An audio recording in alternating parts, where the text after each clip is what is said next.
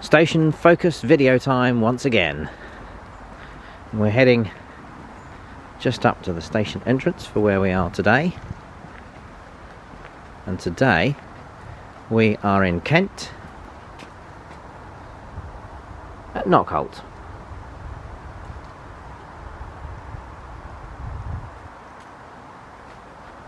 Station building, ticket office. And here is a view of Knockholt station.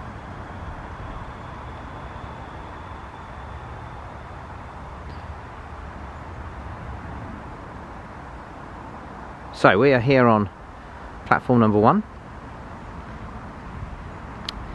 and looking out towards the bridge there. If you take the train that way, you get to Dunton Green and Sevenoaks.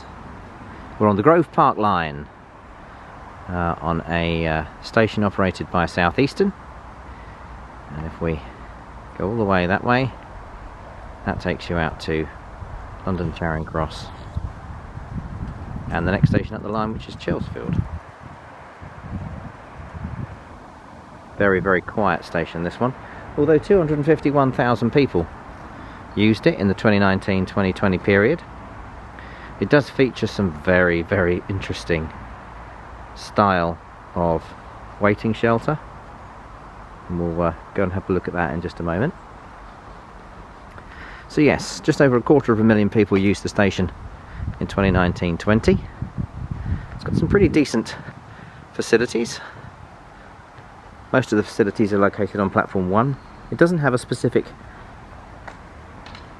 ticket machine, but then it does have a ticket office, which is open when the station Monday to Saturday operates. On a Sunday it's not open. Obviously there are still trains, but there's an assistance point, a help point on this side of the platform, platform 1. We're going to go up the spongy steps that take us up towards the top of the footbridge. And when we get to the top of the footbridge,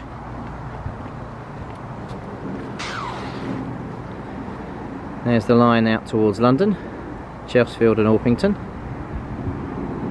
And in the distance you can see the main A road that comes off the M25, that's the A21 that leads you into Bromley. Swing round, have a look over the other side. There's the road bridge and a view out towards Dunton Green and Sevenoaks. So, a little bit of history about this particular station, because it's quite interesting. The station has been here since 1876, and originally there was no station here when the line was built by the Southeastern Railway Company. In fact, there was no station in between Chelsfield and Dunton Green, the two stations either side of this particular station. But there was a meeting in 1871, and the local residents were really keen that they have a station, and so Southeastern Railway finally agreed to build the station if £3,000 could be raised initially to put it together. And their contribution, that was the money that was expected for this to be able to be built here. That money was raised. That's more like £300,000 today, to give you an indication of the amount of money that was required. And so the station was created. Originally called Halstead for Knockholt. The station was renamed in 1900 to Knockholt as it is today, and that's largely because there is a Halstead in Essex, and so to avoid confusion there was a new name given to the station. And so here we are at Knockholt, in this grand shelter, which almost harks back to days of old. And you look at the majority of this structure and think, It could well have been here since the very early days when this station was created. Interestingly, Knockholt, the village of Knockholt, is 3 miles from here.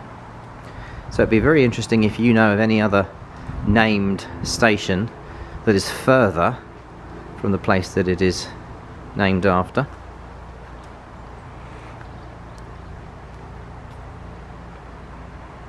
There's also a number of other villages that are nearer to Knockholt than Knockholt itself. So Pratt's Bottom is only a couple of miles from here. In fact, parts of Chelsfield, which is the next station up the line, they are also nearer to Knockholt, which is an odd situation to be in. And then you've also got places like Halstead and Well Hill, which are also nearer. Even Badger's Mount is nearer to the station than Knockholt is, so it's a bit of a strange name, but Knockholt station exists nonetheless. There's the Knockholt Cycle Club, so you've got the ability to be able to leave your cycle at the station when you come. And so there we are, a look at Knockholt Railway Station in Kent. Join us for another station focused video very soon.